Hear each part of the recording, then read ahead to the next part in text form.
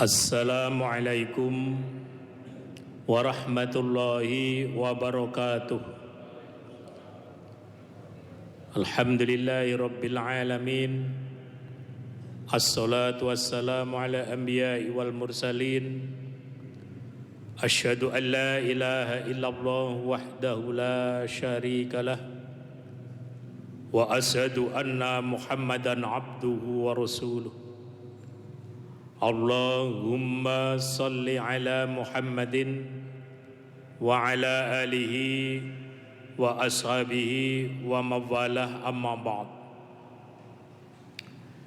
Jamaah salat maghrib Masjid Jenderal Sudirman yang insya Allah senantiasa dirahmati Allah Subhanahu wa ta'ala. Alhamdulillah di sore yang cerah ini kita bisa melanjutkan kajian rutin kita, kajian Jumat malam atau malam Sabtu.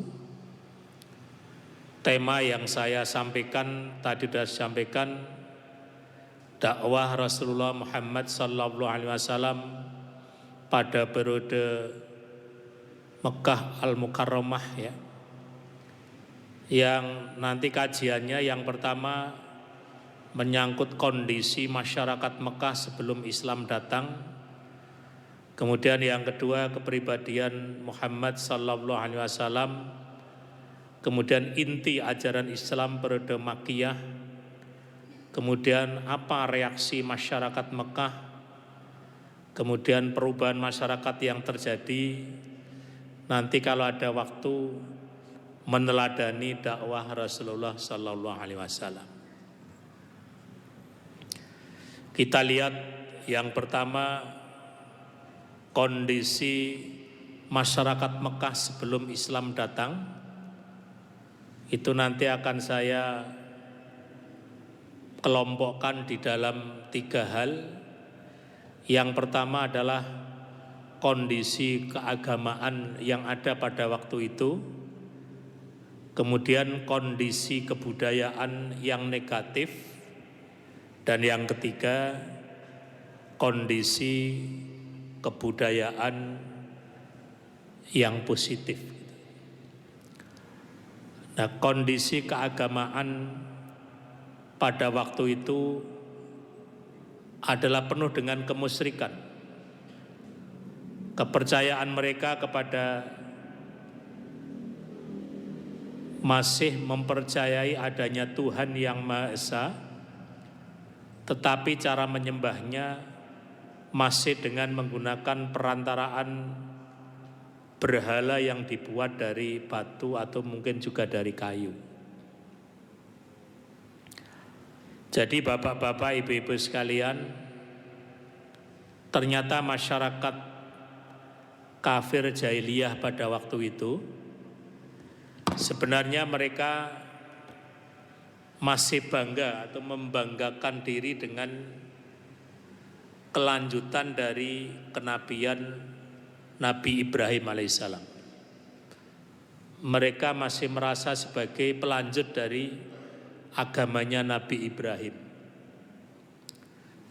Tetapi ketika cara mereka menyembah kemudian dibalut dengan kemusyrikan yang terjadi ya. Jadi orang Arab jahiliyah pada waktu itu kalau ditanya siapa Tuhan mereka, mereka akan mengatakan ya Tuhan yang Maha Esa itu, Allah itu. Tetapi cara beribadahnya sudah dimodifikasi, sudah dirubah sedemikian rupa gitu ya. Jadi karena Allah yang terlalu abstrak, terlalu jauh, maka perlu adanya konkretisasi, agak dijelaskan gitu. Nah, konkretisasinya itu dalam bentuk berhala-berhala baik yang dibuat dari batu maupun dari kayu. Nah, kemudian berhala itu namanya siapa-siapa. Namanya adalah orang-orang soleh sebelum mereka gitu. Jadi mungkin kalau di sini mungkin ya para pahlawan gitulah ya. Para pahlawan yang sudah menorehkan perjuangan yang banyak. Nah, kemudian untuk mengenang perjuangan mereka, kesolehan mereka, maka dijadikan wasilah, dijadikan perantara untuk mendekatkan diri kepada Allah dengan cara yang lebih konkret, yaitu yang berupa patung-patung itu. Nah, namun demikian, di antara mereka masih ada juga yang melakukan agama yang benar peninggalan Ibrahim, yang lazim disebut sebagai agama yang hanif, agama yang murni, dengan meyakini Allah Subhanahu wa taala yang Maha Esa dan menyembah kepadanya. Jadi sebagian kecil dari orang kafir jahiliyah itu masih ada yang mempercayai agama yang dibawa oleh Nabi Ibrahim yang masih murni, yang masih hanif gitu. Nah, kalau sekarang ada orang yang masih mengikuti agama Nabi Ibrahim yang murni, atau Nabi Musa yang murni, atau Nabi Isa yang murni, itulah yang disebut sebagai ahli kitab itu. Jadi orang yang mengikuti kitab suci sebelumnya hidup pada nabi setelahnya, itu namanya ahli kitab. Terus yang kedua, kondisi kebudayaan yang negatif. Di antaranya yang pertama, mereka suka melakukan pencurian dan perampokan kepada suku-suku yang lain. Jadi antar suku saling mencuri, saling berebut, saling apa dan seterusnya gitu ya. Ya, meskipun mereka suka saling mencuri, tetapi kalau pencuri dulu itu kan juga masih punya etika gitu ya. Saya sering menggambarkan dulu waktu saya masih kecil itu, di kampung itu kalau ada pencuri yang mau masuk rumah kita, tapi yang di rumah dehem-dehem, ya, itu nggak jadi masuk. Itu. Berarti yang nunggoni rumah ki belum leno gitu ya, belum urung leno, belum masih sadar. Gitu. Langsung ditinggal lungo. Gitu. Pintu itu hanya dipalang pakai apa pak? Ya kadang-kadang alu sih gue bebeki sanu apa beras itu pak, alu pak itu. Alu itu bahasa Indonesianya apa tuh? Hah? Itu loh saya bebek itu. Ya, penumbuk ya, alat penumbuk padi itu dicangkol ke itu udah dianggap sudah dikunci gitu. Padahal kalau kita pegang, kita tarik ya bisa dibuka. Tapi ada etika gitu. Masih punya subosito. Tapi kalau pencuri sekarang enggak pak, kalau mau masuk yang punya rumah DM malah dibacok pak, malah dikira ngenyek gitu loh pak, itu malah. Ya. Terus yang kedua, bila terjadi perselisihan antar suku, selalu diselesaikan dengan perang. Makanya ada satu bulan yang dikenal dengan namanya bulan Haram itu ya Pak. Bulan Muharram itu adalah bulan yang menjadi kesepakatan bagi semua suku itu, utus bulan itu gencatan senjata, tidak saling tawur gitu. Tapi kalau bahasa Jawanya kebelet tawur, itu nanti kalendernya dirubah.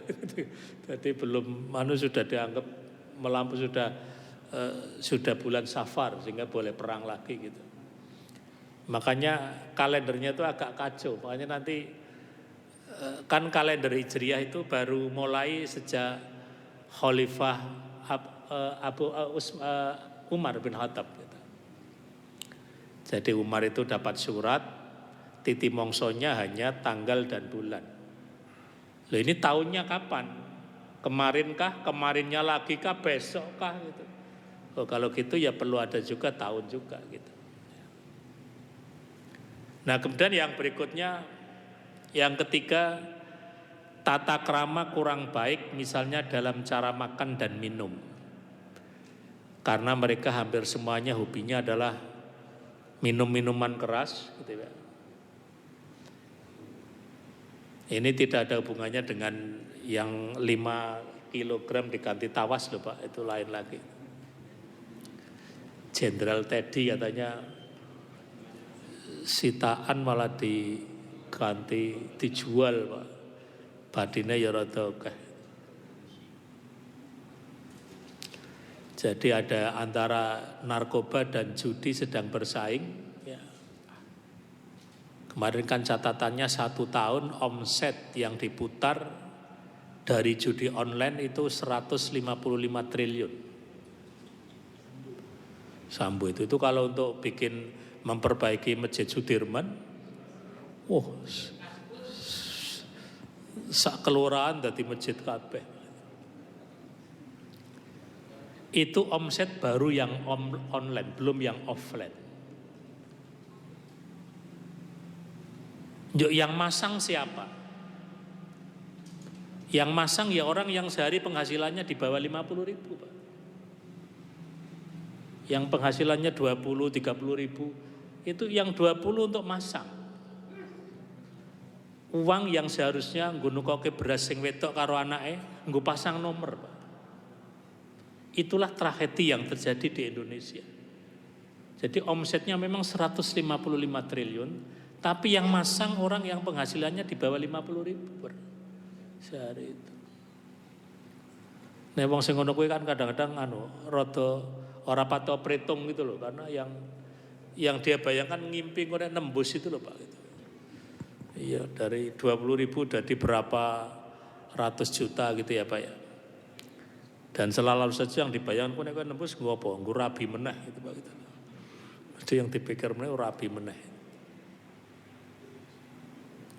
Terus yang ketiga, yang berikutnya, lah ini cerita yang sangat mengerikan, yaitu mengubur hidup-hidup anak atau bayi perempuan yang dilahirkan.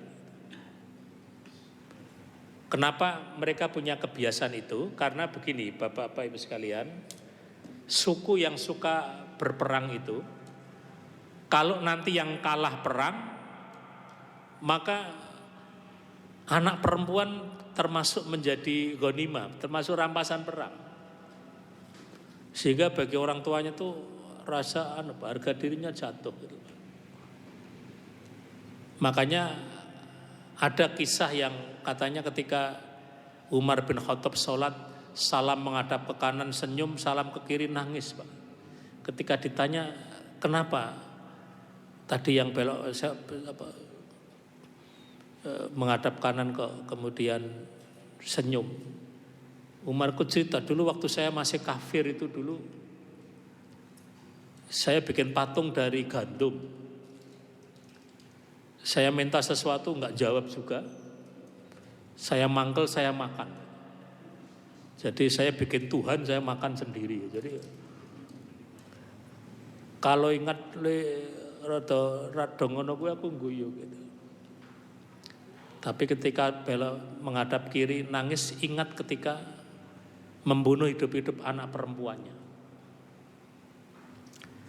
Dikisahkan ketika istrinya hamil, Umar sudah pesan betul kepada istrinya, nanti kalau anaknya lahir perempuan langsung saya bunuh. Nah ringkas cerita, yang lahir wedok tenan Bu. Tapi ibunya kan tidak tega membayangkan anaknya dibunuh hidup-hidup. Akhirnya Umar dihapusi istrinya. Dia mengatakan kalau bayi yang lahir adalah laki-laki. Nah ketika umurnya sudah cukup untuk berburu dengan bapaknya, diajak untuk mulai berburu, barulah tahu kalau Umar itu dibohongi istrinya.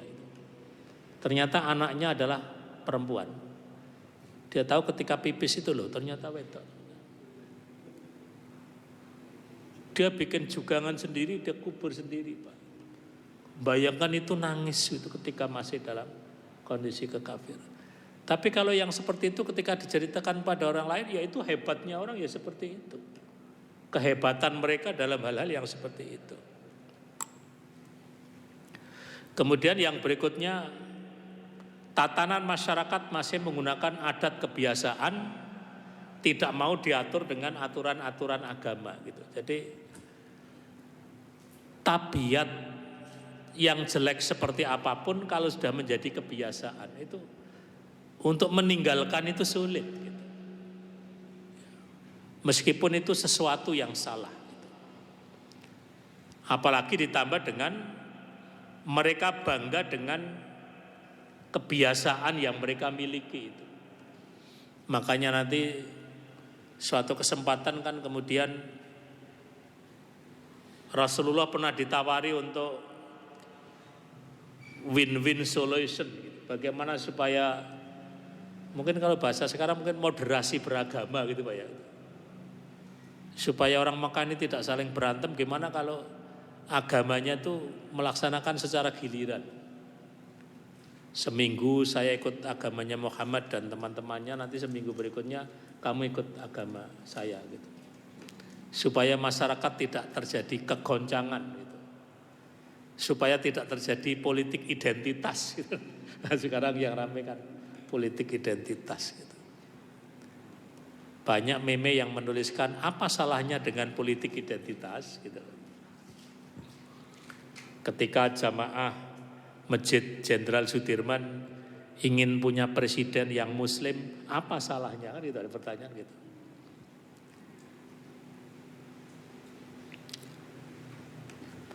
Nah, adapun diantara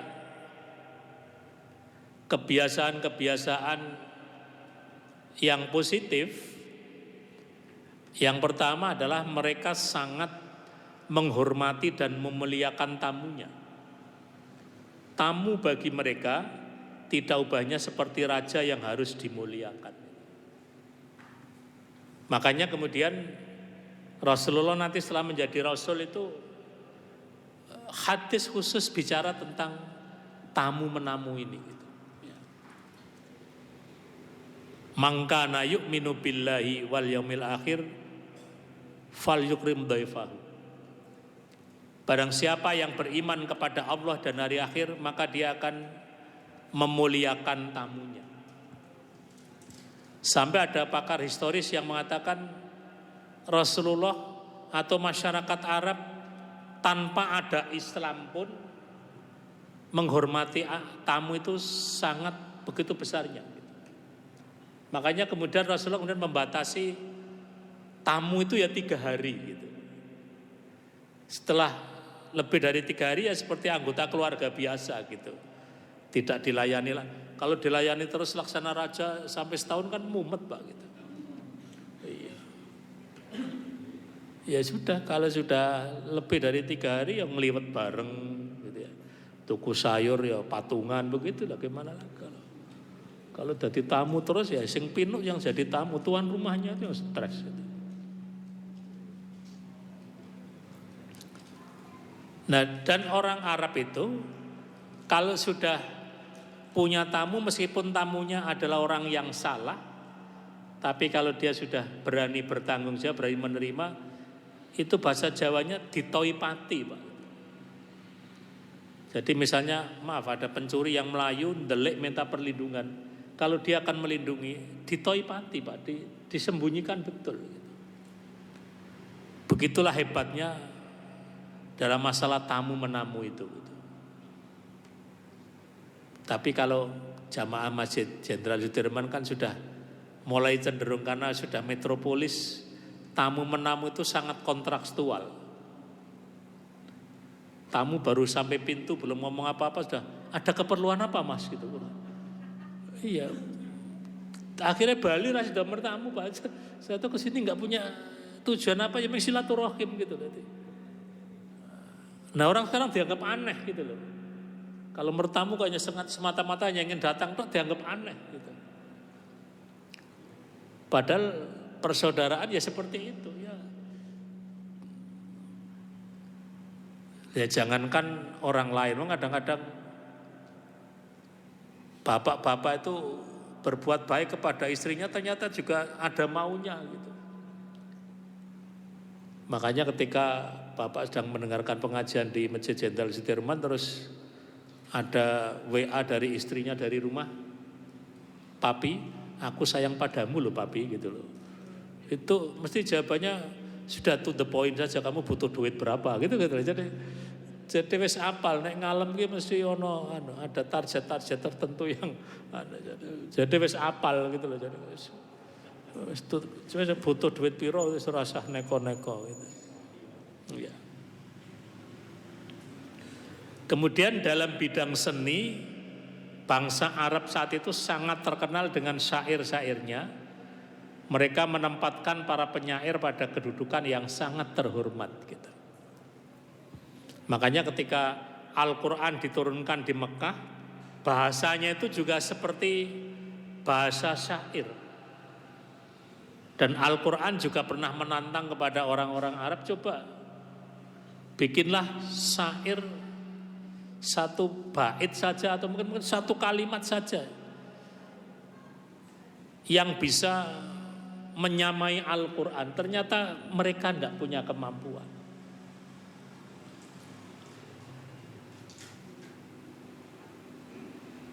Disuruh bikin sekali mungkin karena ingat surat Al-Fil, Al-Fil, Mal-Fil, Wama Adroka Mal-Fil. Itu malah bingung apa gitu. Jadi itu katanya untuk menandingi surat Al-Fil gitu misalnya.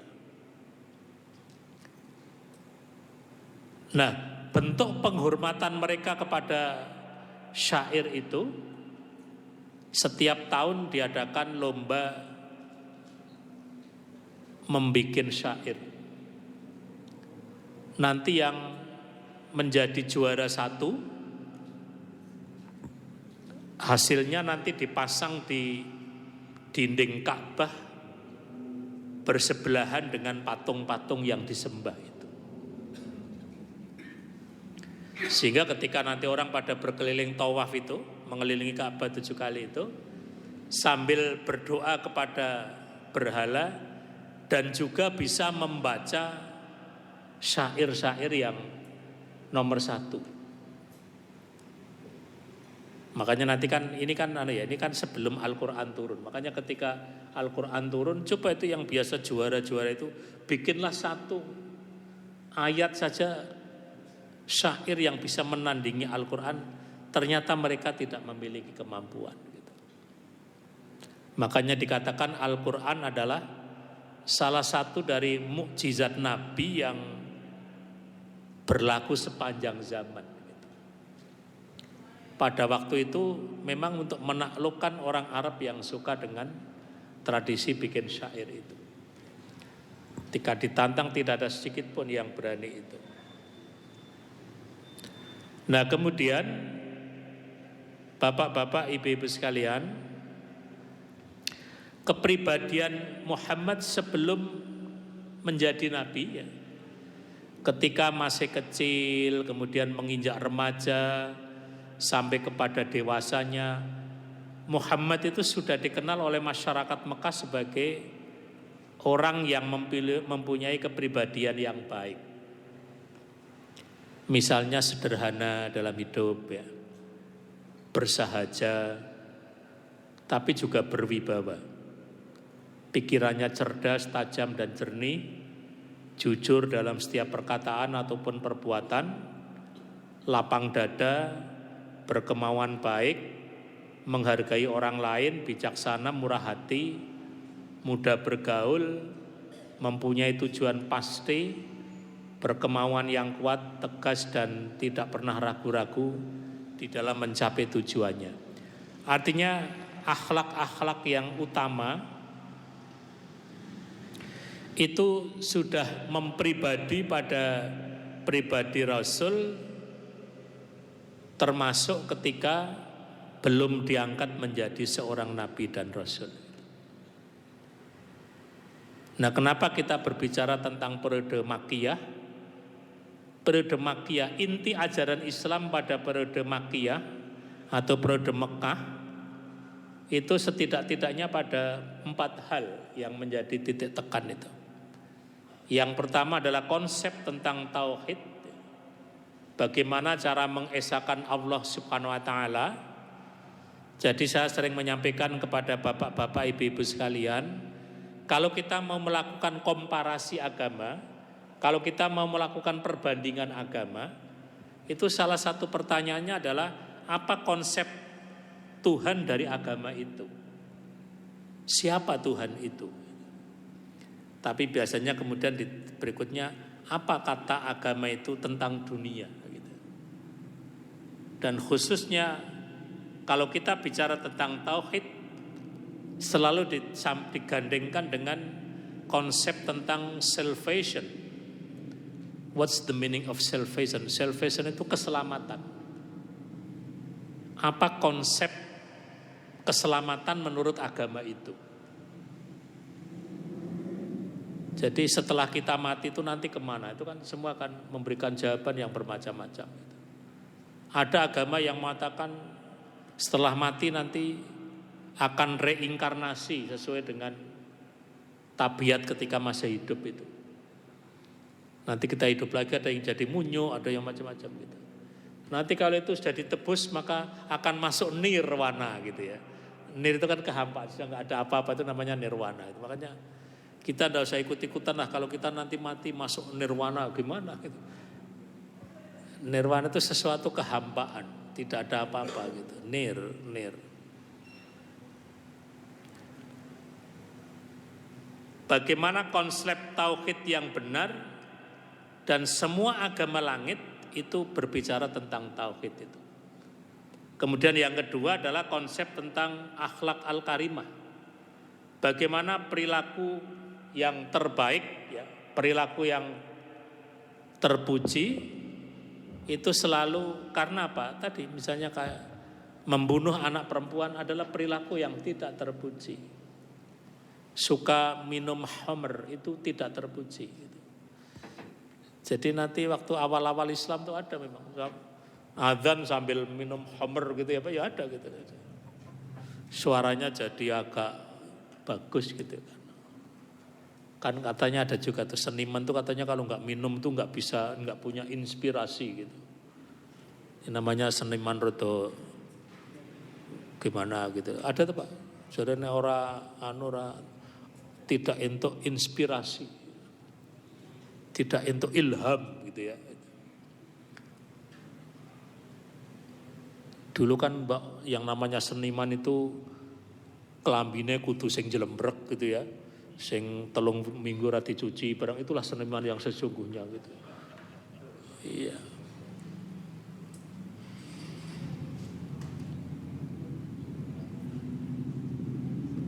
Terus yang ketiga, periode Mekkiyah banyak bercerita tentang surga dan neraka. Ya karena memang Islam menyaran, jadi yang namanya reward and punishment itu harus selalu ditunjukkan gitu. Kalau kamu melakukan ini masuk surga, masukkan ini masuk surga. Kamu tinggalkan ini nanti kamu masuk neraka. Dan yang terakhir adalah berbicara tentang persamaan hak dan martabat manusia. Makanya tadi sebenarnya konsep emansipasi wanita yang sebenarnya itu justru dibawa oleh Islam. Tapi karena kita sudah terbiasa menjadi orang yang menerapkan filsafat humanisme, sehingga bicara tentang hak asasi manusia dilihat dari kacamata manusia saja gitu. Tidak ada dimensi propetiknya gitu. Makanya katanya masyarakat di barat itu katanya ibu-ibu itu sudah mulai protes tidak mau melahirkan. Karena dia merasa kalau gitu sing pinuk wong lanang gitu. Ya. Sing wedok jenggelitan babaran malah nunggoni ning jaba ngentekke rokok sak pes gitu. Mintakon sama perawatnya pun medal dereng gitu. Tapi ya sesok lepas-lepus gitu. Ya makanya mereka protes, wah kalau gitu gimana nanti kalau pingin punya baby? Ya sudah kita nyewa rahimnya orang gitu. Jadilah bayi tabung gitu ya. Nah, termasuk juga bicara tentang hak asasi dan martabat berkaitan dengan pada waktu itu masih ada yang namanya perbudakan itu. Jadi manusia memang diperjualbelikan seperti layaknya hewan, Pak. Makanya kita ingat dulu ya ketika perang Uhud itu, Pak ya, perang Uhud itu kan Hindun itu istrinya apa itu kan, terus istrinya Abu Sufyan itu kan punya budak namanya Wasi itu di kandang kamu kalau bisa membunuh Hamzah, kamu saya merdekakan gitu. Sehingga ketika perang itu tidak lihat yang lain, Pak, dia hanya menuju fokus pada satu orang itu. Bahkan sampai diceritakan nanti ya kamu bawa hatinya, kamu bawa untuk mau dimakan, itu dendamnya gitu ya, karena kekalahan di perang Badar itu. Nah, cara menyelesaikan masalah perbudakan itu, pelanggaran agama itu nanti cara membayar damnya, membayar dendanya, membebaskan budak. Bahkan termasuk ketika orang meninggalkan, itu ceritanya ketika ada orang yang di bulan Ramadan di siang hari kebablasan berhubungan dengan istrinya, itu ternyata dam yang paling pertama, bisa nggak kamu membebaskan budak gitu. Nah setelah itu baru puasa 60 hari dan seterusnya. Tapi intinya hampir semua pelanggaran agama itu langsung membebaskan perbudakan, sehingga ketika Rasulullah sedo itu perbudakan sudah tidak ada. Meskipun kalau pakar sosiologi, bahkan tidak hanya zaman itu, sekarang pun banyak orang yang menanyakan apakah di masyarakat kita sekarang tidak ada perbudakan lagi gitu.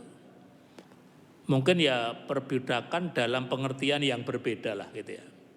Kalau dulu memang betul-betul manusia dikatakan sebagai subhuman, bukan manusia tapi setengah manusia gitu. Nah kemudian yang berikutnya, bapak-bapak, ibu-ibu sekalian yang dirahmati Allah,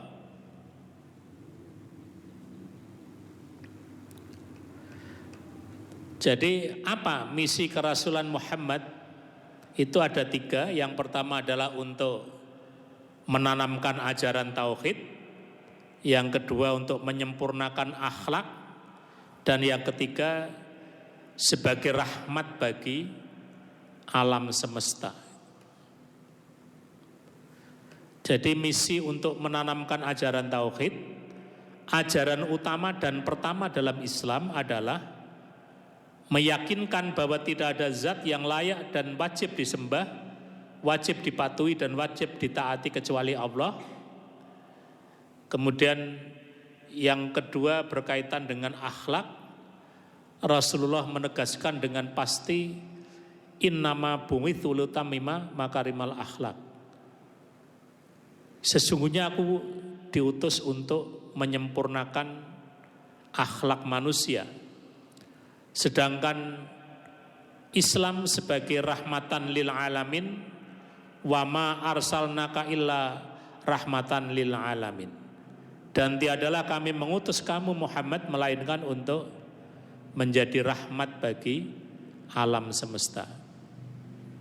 Nah kemudian yang terakhir yang saya sampaikan adalah bagaimana kita meneladani dakwah Rasulullah SAW sehingga dakwahnya berhasil. Yang pertama, Rasulullah berdakwah dengan keteladanan. Beliau selalu melakukan terlebih dahulu apa saja sebelum didakwahkan kepada orang lain. Ini yang selalu menjadi pertanyaan bagi kita. Kita sampaikan dulu kepada orang lain ataukah kita melaksanakan dulu ya. Kalau dalam bahasa sosiologi mungkin antara internalisasi dengan sosialisasi mana yang didahulukan. Ya idealnya adalah melakukan internalisasi secara baik. Setelah kita bisa menerapkan baru disosialisasikan kepada orang lain gitu. Dan itulah yang dilakukan oleh Rasulullah. Salah satu dari keberhasilan dakwah beliau adalah satunya antara kata dan perbuatan. Nah itu saya kira yang perlu dicontoh kita sekarang ini gitu ya. Supaya kita akan membawa keberhasilan di dalam dakwah kita ya. Dakwah jangan leda-lede gitu ya. Yang kedua, Rasulullah berdakwah dengan memposisikan para pengikutnya sebagai sahabat gitu. Artinya dalam kondisi yang egalitarian gitu, egaliter gitu Pak ya. Kita kan selalu bicara ada kiai di atas, santri di bawah gitu ya. Kalau Rasulullah tidak, dengan sahabat semuanya adalah sahabat yang punya posisi yang sama gitu. Makanya ketika Rasulullah misalnya datang kepada suatu pertemuan, kemudian para sahabat berdiri, Rasulullah tidak membolehkan. Kita posisinya sama gitu. Nah ini yang saya sampaikan pada malam ini, mungkin sebulan yang akan datang materinya tentang bagaimana dakwah Rasulullah periode Madaniyah gitu ya. Kenapa Rasulullah melakukan dakwah hijrah ke Yatsrib itu. Mungkin mudah-mudahan nanti kita lanjutkan itu materinya. Terima kasih. Kita akhiri dengan doa kafaratul majelis. Subhanakallahumma wa bihamdika asyhadu alla ilaha illa anta astaghfiruka wa atubu ilaik. Alhamdulillahirabbil alamin. Assalamualaikum warahmatullahi wabarakatuh.